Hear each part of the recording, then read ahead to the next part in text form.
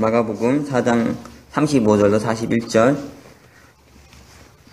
그날 저물 때 제자들에게 이르시되 우리가 저편으로 건너가자 하시니 저희가 무리를 떠나 예수를 배에 계신 그대로 모시고 가매 다른 배들로 함께 하더니 큰 광풍이 일어나며 물결이 부딪혀 배에 들어와 배에 가득하게 되었더라. 예수께서는 고물에서 베개를 베시고 주무시더니 제자들이 깨우며 가로되 선생님이여 우리의 죽게 된 것을 돌아보지 아니하시나이까 하니 예수께서 깨어 바람을 꾸짖으시며 바다더러 이르시되 잠잠하라 고요하라 하시니 바람이 그치고 아주 잔잔하여지더라. 이 예수께서 이르시되 어찌 이렇게 무서워하느냐 너희가 어찌 믿음이 없느냐 하시니 저희가 심히 두려워하여 서로 말하되 저가 느기에 바람과 바다라도 순종하는 거 하였더라. 아멘. 예. 오늘 말씀은 우리가 저편으로 건너가자 이런 제목으로 보겠습니다. 오늘 본문의 말씀 보면은 예수님께서 제자들과 함께 저편으로 배를 타고 저편으로 건너가는데 광풍이 일어가지고 배가 침몰하게 된 그 상황에서 일어난 사건에 대해서 기록하고 있습니다. 본문의 시작이 35절 보면 이렇게 돼 있죠. 그날 저물 때 제자들에게 이르시되 우리가 저편으로 건너가자 하시니 예수님께서 저녁이 됐는데요. 제자들에게 말씀하신 거예요. 저편으로 건너가자 하신 거죠. 어부들이 물고기 잡는 걸 보면은 밤낚시를 많이 합니다. 여러 경험상 밤에 물고기 잡기 참 좋다는 것을 알기 때문이죠. 그런데 오늘 본문에는 물고기를 잡으려고 이 바다로 가는 게 아니었죠. 이 호수로 간 게 아니었어요. 그것을 지나가지고 저편으로 가야 될 곳이 있었는데 보통 이런 경우에는 밤에는 배를 몰지 않죠. 그런데 예수님께서 밤이 됐는데 말이죠. 제자들에게 말씀하신 거예요. 저편으로 건너가자고. 저편으로 가기 좋은 상황이 아닌데 가자고 하신 거예요. 그러니까 제자들이 어땠냐면 어두움 속에서 두려울 수 있는데도 불구하고 예수님을 따라 나섰습니다. 밤이 되면 참 어둡잖아요. 특히 이제 물은 더욱 무섭죠. 밤에 건너가기에는. 하지만 제자들은 예수님이 가자 하시니까 따라 나섰는데 어떤 일이 생기냐면 큰 광풍이 일어난 거예요. 큰 광풍이 일어나서 그 물결이 얼마나 거셌던지 그 강풍으로 인해 큰 물결이 일어서 그 물이 배에 들어왔어요. 배가 가득하게 될 정도로 이제 배가 침몰하게 되는, 그래서 모두 빠져 죽게 되는 이 상황이 된 거죠. 근데 그때 예수님은 어떠셨냐면 주무시고 계셨다는 거예요. 예수님은 배 뒤편에서 주무시고 계시고 제자들은 이 위기의 상황을 놓고 당황하고 있었겠죠. 공포에 빠져 있고. 그리고 예수님을 깨우면서 이렇게 말합니다. 선생님이 우리의 죽게 된 것을 돌아보지 아니하시나이까. 우리가 죽게 됐다는 거예요.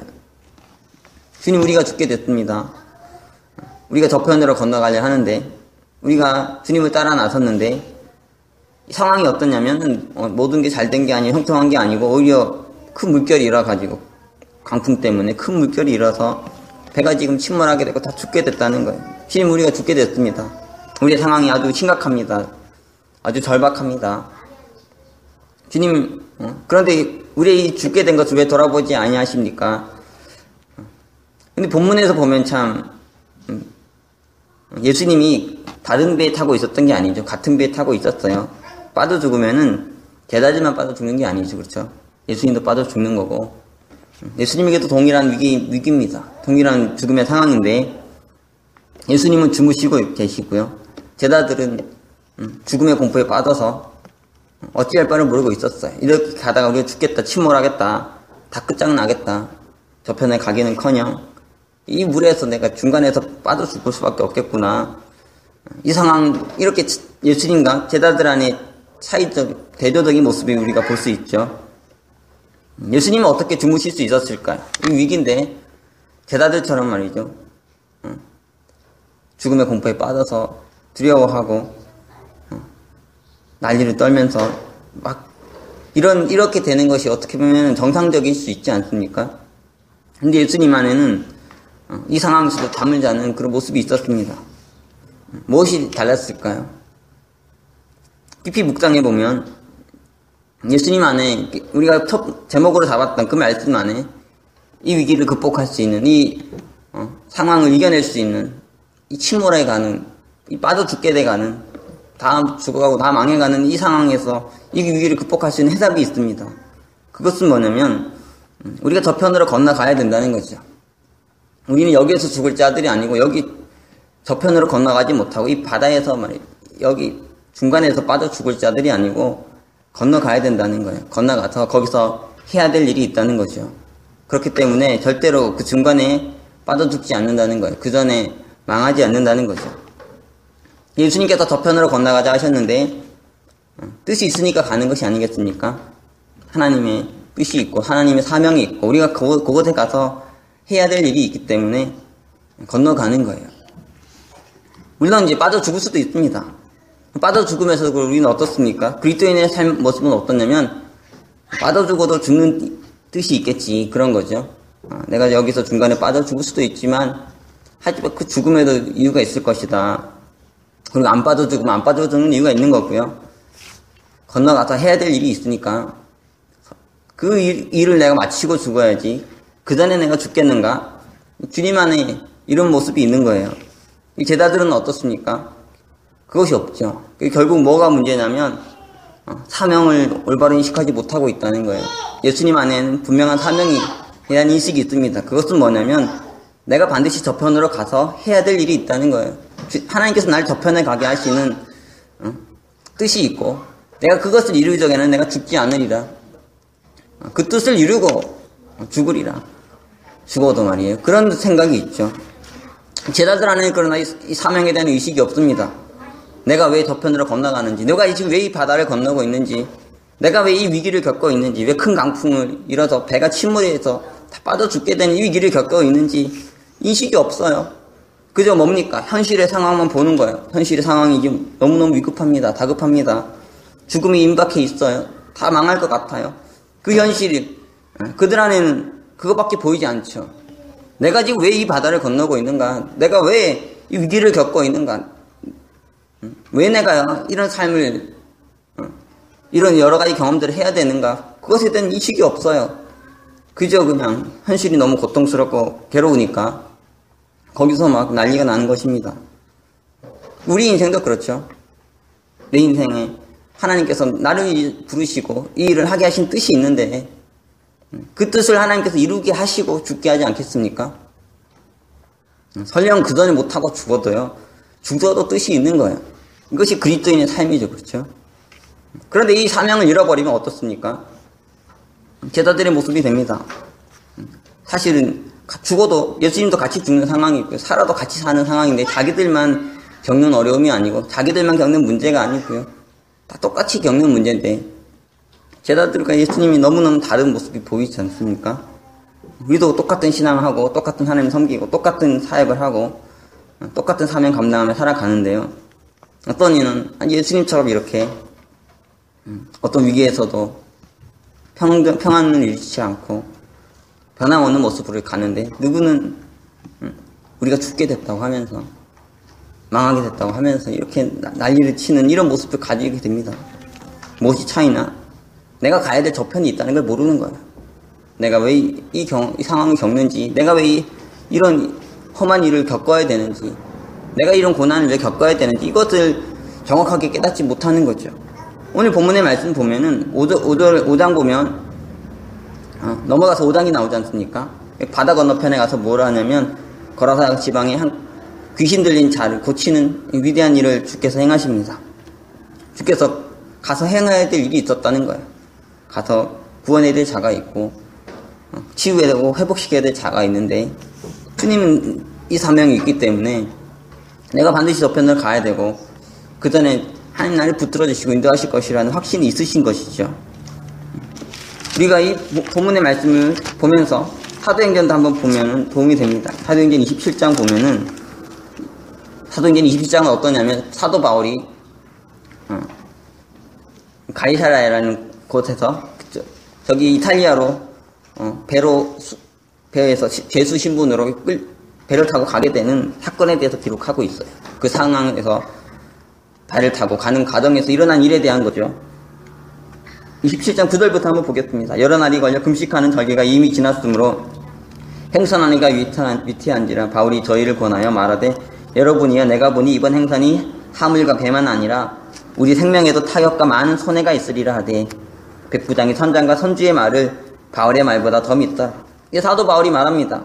지금은 배를 타고 바다를 건너기 좋지 않은 시기라는 거예요. 지금 건넜다가 하물과 배만 손상이 있는 게 아니고 배에 있는 물건과 배에 손상이 있는 데서 넘어가지고 생명에도 위기가 올 수 있는 아주 심각한 문제가 발생할 수 있다고 말하고 있죠. 그런데도 어떠냐면 그냥 갑니다. 그래서 14절 보면 이렇게 돼 있죠. 얼마 못되어 섬 가운데로서 유라굴로라는 광풍이 대닥하니 배가 밀려 바람을 맞추고 갈 수 없어 가는 대로 두고 쫓겨가다가 이제 배를 타고 바다 한가운데를 건너가는데 광풍이 대닥한 거예요. 광풍이 대닥해서 이 배가 침몰할 상황이 됐습니다. 15, 18절부터 이렇게 돼 있죠.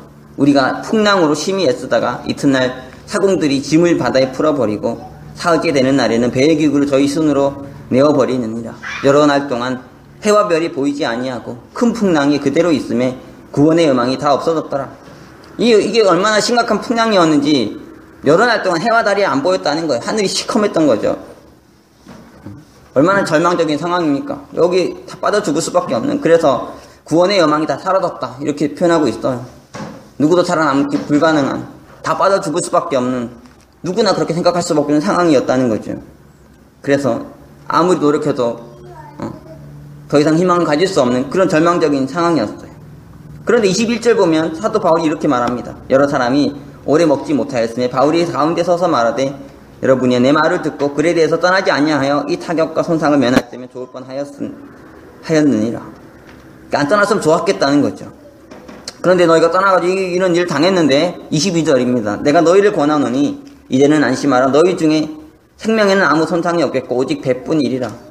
나의 속한 바 곧 나의 섬기는 하나님의 사자가 어젯밤 내 곁에 서서 말하되 바울아 두려워 말라. 내가 가이사 앞에 서야겠고 또 하나님께서 너와 함께 행선하시는 자를 다 내게 주셨다 하였으니 그러므로 여러분이 안심하라. 나는 내게 말씀하신 그대로 되리라고 하나님을 믿노라. 이 다윗 지금 절망적인 상황인데 사도 바울은 거기서 당당하게 서서 안심하라고 합니다. 안심하라. 너희의 생명은 손상을 입지 않겠다. 왜 그렇습니까? 사도 바울이 말해. 내가 가이사 앞에 가가지고 내가 로마에 가서 해야 될 일이 있다는 거야. 하나님께서 내게 그것을 말씀하셨다는 거죠. 그래서 나는 반드시 가이사 앞에 가서, 난 로마에 가서 해야 될 일이 있다. 그렇기 때문에 내가 이 배에 타고 있는데 어찌 내가 죽으리야. 난 절대 죽지 않는다는 그런 분명한 의식이 있는 거죠. 내가 이 배에 타고 있으니까 내가 안 죽는데 거기 있는 다른 배의 사람들은 죽겠습니까? 안 죽는다는 거예요. 예수님 안에 있는 마인드도 똑같은 거죠. 그렇죠? 내가 이 배에 타고 있는데 이 배가 침몰하겠느냐? 이 배가 죽겠느냐? 이 배에 탄 사람이 죽겠느냐? 그런 일은 없다는 거죠. 결코 있지 않다는 거예요. 그래서 그렇게 사도 바울이 말하죠. 안심하라고. 안심하라. 나는 내게 말씀하신 그대로 되리라고 하나님을 믿노라. 우리가 신앙을 하면서, 우리가 살아가면서요, 참 모든 일이 순적하게 되고 잘 되고 평탄하게 되면 좋은데 그렇지 않은 것 같아요. 정말 많은 일을 겪고 위기도 겪고 절망도 겪고, 그래서 이제 다 모든 게 끝난 것 같은, 모든 소망이 사라져가는, 이대로 끝나고 말 것 같은 그 위기가 옵니다. 그러나 하나님이 반드시 이것을, 우리가 아직 감당해야 될 사명이 있고 우리가 해야 될 일이 있다면 반드시 이것을 이기게 하실 것입니다. 여러분 이걸 믿으십니까? 절대 죽지 않는다는 거예요. 그리고 시간이 지나고 나면은 내가 언제 그런 위기를 겪었나듯이 더 큰 하나님의 축복을 맛보는 놀라운 은혜, 놀라운 축복을 맛볼 수 있어요. 마가복음도 보면은 제자들이, 예수 공동체가 한때는 이 침몰의 위기까지 빠졌지만 5장 넘어가면은 이 거라사 지방이 이 정말 큰 지방인데 여기가 전도가 돼요. 여기서 이 사람이 전도가 돼서 거라사 지방에 큰 부흥이 일어납니다. 많은 사람들이 예수를 믿고 예수께 나오는 이 대반전이 일어나요. 우리도 지금은 위기잖아요. 그렇죠? 살아가면서 위기를 겪고요. 이대로가 망할 것 같지만 이것을 겪고 나면, 이것을 이겨내고 나면, 이것이 지나치고 나면 하나님께서 언제 이런 일이 있었냐 듯이 더 큰 부흥을, 더 큰 축복을 우리에게 주실 수 있어요. 그걸 우리는 볼 수 있어야 되죠. 신앙하면서 저는 항상 느끼는 게 그렇습니다. 뭐든지 큰 축복이 미래에 기다리고 있을 때 그 전에 좀 큰 위기가 오는 것 같아요. 큰 시험이 오고 대부분 어떻습니까? 거기서 믿음을 잃어버려요. 거기서 무너지고 꺾어지고 자포자기하고 포기하고 사역을 할 때도 사역이 계속 잘 되다가 그래서 순탄하게 가다가 성장하고 이런 경우는 별로 없는 것 같아요. 항상 보면은 잘 되는 게 아니라 오히려 아무리 열심히 해도 정말 최선 다해도 점점점 안 되고 점점점 위기를 겪고 망해가는 것 같고 하지만 이런 상황에서 끝까지 믿음을 지키고 변치 않는 모습으로 살아가면은 하나님께서 이 대반전을 주시는 거예요. 이것이 지나고 나면은 그러니까 다른 말로 하면 우리에게 너무나 큰 축복이 너무나 큰 미래가 기다리고 있기 때문에 사단이 그 전에 우리를 무너뜨리려고 온갖 수단과 방법을 가리지 않는 거죠. 바람을 일으키고 강풍을 일으키고 바다에 파도를 일으키고 그래서 그것을 우리를 죽일 것처럼 이런 걸 만든다는 거예요. 제가 시애틀에서 사역할 때도 지금 LA에서도 그렇지만 뭐 한 번도 하루도 편한 적이 없었던 것 같아요. 매일 위기를 겪으면서 절망을 느끼면서 그런데 그때마다 끝까지 포기하지 않고 끝까지 절망하지 않고 뭐 대단한 거 하지 않아도 변치 않는 믿음을 가지고 더 기도하면서 더 큰 믿음을 가지고 이렇게 가면 하나님께서 그 이후에 정말 새로운 축복을 주시고 그런 것들을 많이 체험하는 것 같습니다. 여러분도 신앙을 하면서 또 살아가면서 많은 문제들을 겪을 수 있을 거예요. 하지만 우리는 아직 해야 될 일이 있고 그렇죠? 아직 우리는 죽어야 될 때가 아닌 것 같습니다. 죽어야 된다면 뭐 그것도 뜻이겠지만 아직 해야 될 일이 많고 가야 될 길이 먼데 하나님께 결코 우리를 여기에서 죽게 하지 않으실 것이고 여기서 우리를 결코 침몰시키지 않으실 것입니다. 여러분 이걸 믿습니까? 여러분에게 광풍이 다가올 때 여러분에게 파도가 다가올 때 어떻게 해야 되니까 예수님이 이렇게 말씀하세요. 바람을 꾸짖으세요. 바람을 꾸짖고 바다한테도 잠잠하라 고요하라 이렇게 꾸짖는 거죠. 여러분한테도 위기가 올 때 여러분은 죽음과 절망에 빠뜨리는 것이 올 때 공포에 빠뜨리는 것이 올 때 어떻게 해야 됩니까? 꾸짖어야 돼요. 바람아 잠잠해져라. 파도야 잠잠해져라. 고요해져라. 네가 아무리 나를 몰아쳐도 난 아직 가야 될 길이 있고 난 아직 해야 될 일이 있기 때문에 하나님께서 이것을 잠잠케 하실 줄을 믿노라. 너는 절대로 나를 죽일 수 없고 배는 손상을 입힐 수는 있겠지만 내 생명은 죽이지 못하리라. 나는 해치지 못하리라. 나는 어떻든지 살아남아서 끝까지 주님께서 내 생명 거두실 그날까지 내게 주어진 사명 감당하리라. 끝까지 이 길 가리라.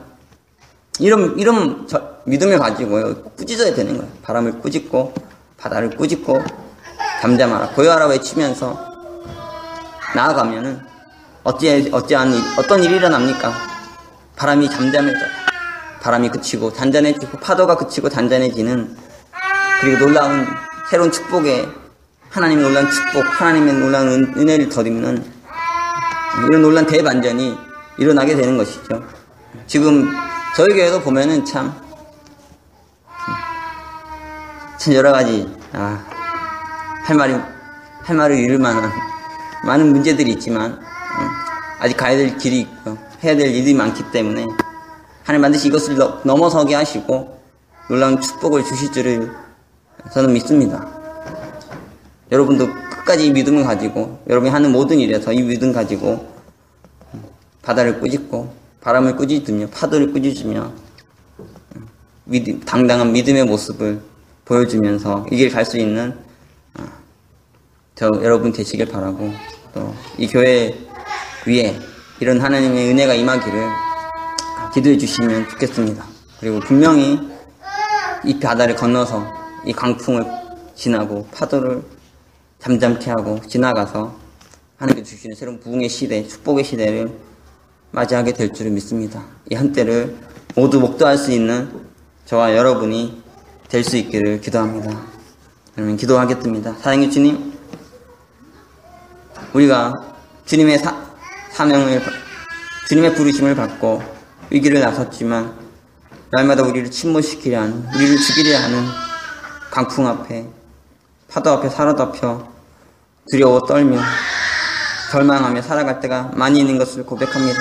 그러나 주님께서는 우리에게 사명을 주셨고, 우리에게 할 일을 주셨고, 우리에게 갈 길을 보이셨으며, 우리가 그 사명을 다 완수할 때까지 절대 우리를 죽게 하지 않으실 것이며, 죽게 하신다 할지라도 부활케 하시고, 죽게 하신다 할지라도 그 안에 놀라운 뜻을 두셔서 당신의 역사를 이어가실 줄을 믿습니다. 주님, 우리가 어떤 상황에서도 믿음 잃지 않게 도와주시고, 어떤 상황에서도 절망하지 않게 도와주시고, 주님과 같이 당당한 모습 가지고 믿음에 보이며 사도 바울처럼 많은 자들을 안심시키며 이 길을 갈 수 있는 자들이 되게 하여 주시옵소서. 늘 현실은 어렵고 늘 우리를 죽이려는 많은 위기들이, 문제들이 발생하는 것을 봅니다. 그러나 이 위기가 지난 후에는 하나님이 새로운 축복을 주실 것이고 새로운 부흥을 우리에게 주실 것입니다. 주님, 우리가 그것을 볼 수 있게 해주시고, 우리에게 몰아치고 있는 강풍, 우리에게 몰아치고 있는 파도를 넘어서 이 축복의 한 시대를, 이 영광의 한 시대를, 부흥의 한 시대를 볼 수 있는 눈을 주시옵소서. 그것을 믿음으로 바라보며 예수님처럼 바다를 꾸짖고 바람을 꾸짖으며 당당하게 살아가는 저희가 될 수 있게 하여 주시옵소서. 주님, 우리를 붙들어 주시고 우리의 믿음을 더해 주시고 주님처럼, 바울처럼 살아가는 은혜 내려주시옵소서. 귀한 말씀 주셔서 감사드리며 예수 그리스도 이름으로 기도합니다. 아멘.